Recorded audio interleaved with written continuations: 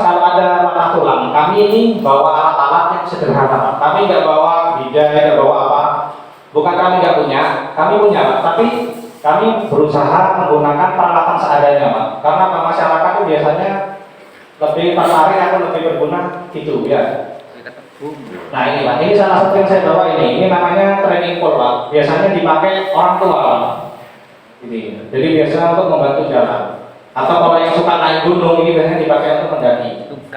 Ya, bisa juga biasanya dipakai orang-orang difabel yang tunanetra, dia nggak bisa melihat, dia pakai ini. Ini, Pak, bisa digunakan untuk media penanganan patah tulang. Ya. Kalau nggak ada ini apa, Mas? Bisa juga pakai bambu seperti ini, pakai kaki. Pokoknya ya dia itu sifatnya tegak. Jadi bukan bawahnya ya, banyak. Caranya gimana, Mas?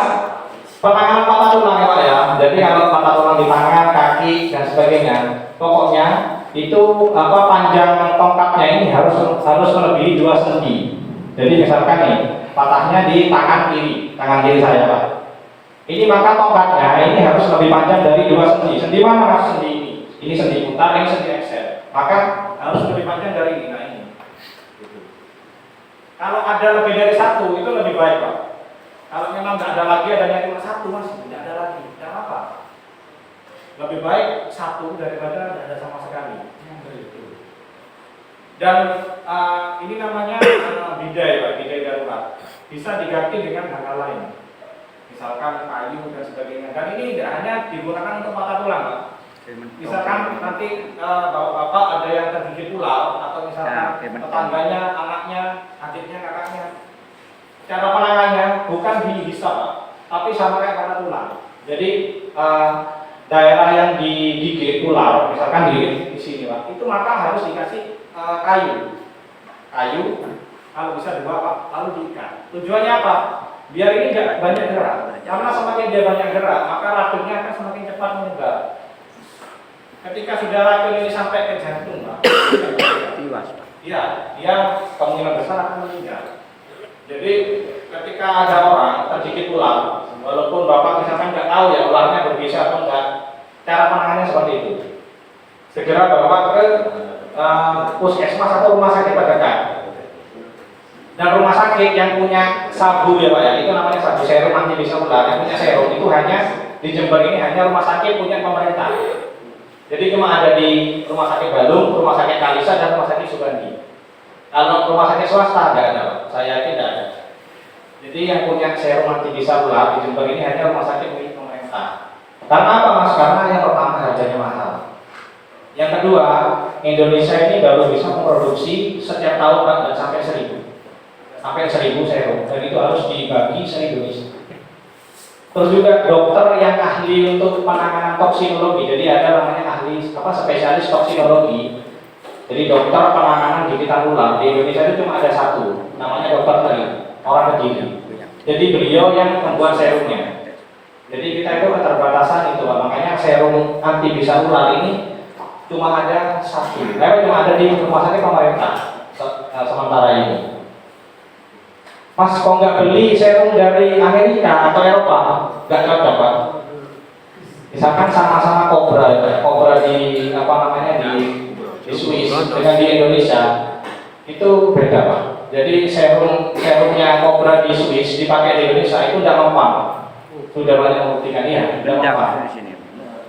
Jadi makanya Indonesia berusaha memproduksi sendiri. Terus kemudian kita lanjut ya, patah tulang. Mas, kalau patah tulang leher gimana? Masa mau diikat ininya? Ya.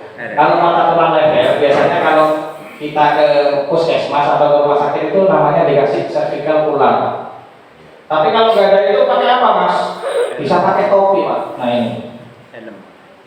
Bisa pakai topi. Caranya ini begini karena kita sandar seperti ini, Pak. Jangan ditali, Pak. Jadi 1 orang itu harus memegang itu. Alangkah baiknya dia itu jangan digendong, Pak. Tapi kita bawa pakai tandu. Misalkan tidak ada tandu seperti ini, Pak, pakai sarung. Nah ini makanya saya minta sarung ini untuk contoh saat kita membuat tandu. Jadi ketika ada yang dipandu misalkan 2 orang. Nah, orang ketiga ini tugasnya, nah ini megang seperti ini Pak. Kalau ada 2 topi lebih baik Pak. Jadi kalau 2 topi kanan kiri, sebelah kiri sama kanan itu lebih baik Pak. Ya. Makanya apa namanya, topi seperti ini banyak fungsinya Pak.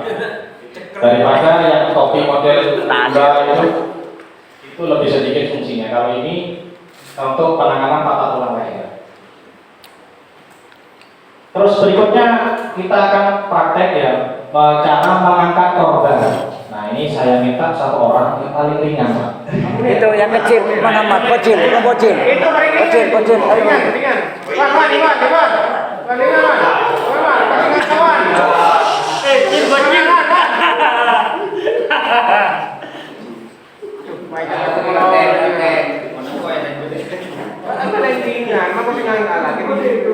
Ya, terus saya minta 3 orang Pak. Kita akan praktek ya, 3 orang. Jadi malam. Alhamdulillah, kelar.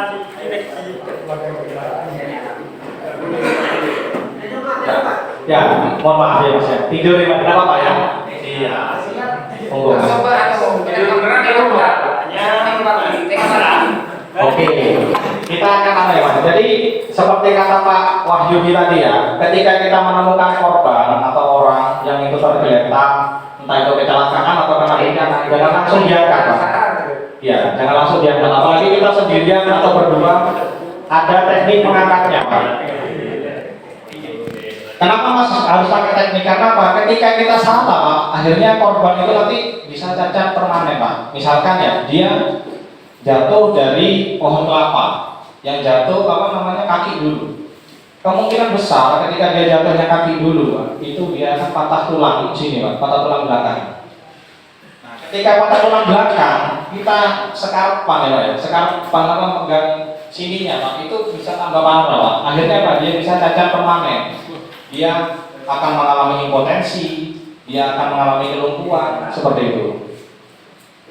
Juga misalkan ada kecelakaan patah tulang leher, jangan langsung diangkat.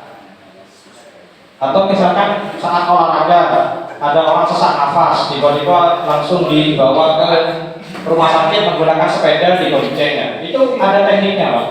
Mari kita belajar. Jadi ketika seperti ini Pak ya, Mas bisa geseran ke kiri. Aduh, ini berapa ini?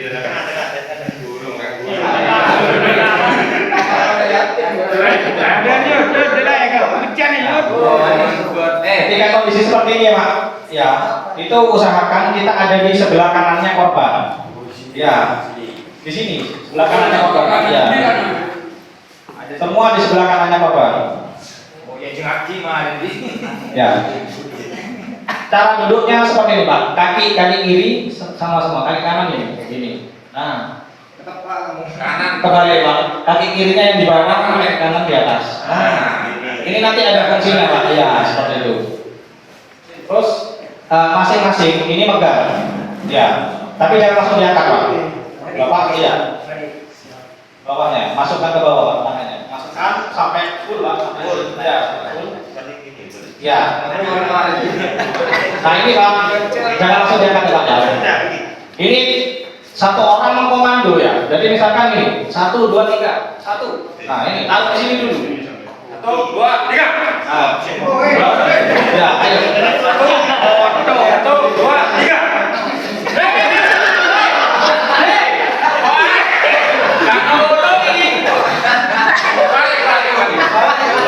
Mungkin satu kata. Yang atas ini berat. Iya, ini bapak beli di atas. Nah, ini.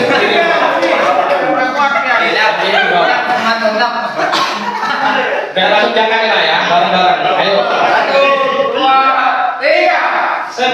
Loh. Ulangi lagi. Taruh di sini dulu. Ya, taruh di sini dulu.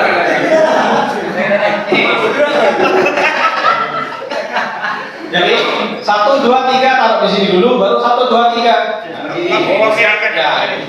Oke. Yuk. Kita coba ya. 1, 2, 3. Taruh. Oke. 1, 2, 3. Nah, seperti ini. Nah, ketika mengangkat seperti ini Pak, kan di bawah jalan, usahakan kepala ini lebih tinggi dari kaki. Ya. Itu mana yun, Bro? Terus ada yun, Bro. Jadi tambah satu orang lagi kalau bisa untuk ngasih fiksasi di lehernya.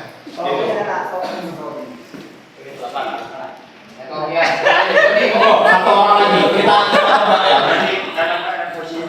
Iya, posisi dulu. Satu orang lagi Pak, ada. Mengalami patah tulang, cara mengalami penanganan patah tulang. Nah, yang mengalami patah tulang leher. Jadi kalau orang jatuh dari ketinggiannya, entah itu dari tiang listrik atau dari pohon kelapa, tulang belakang. Tapi kalau kepala dulu yang jatuh atau yang menyentuh tanah, maka dia akan membesar patah tulang leher. Itu, iya. Jadi bisa dilihat cara dia jatuh. Gitu.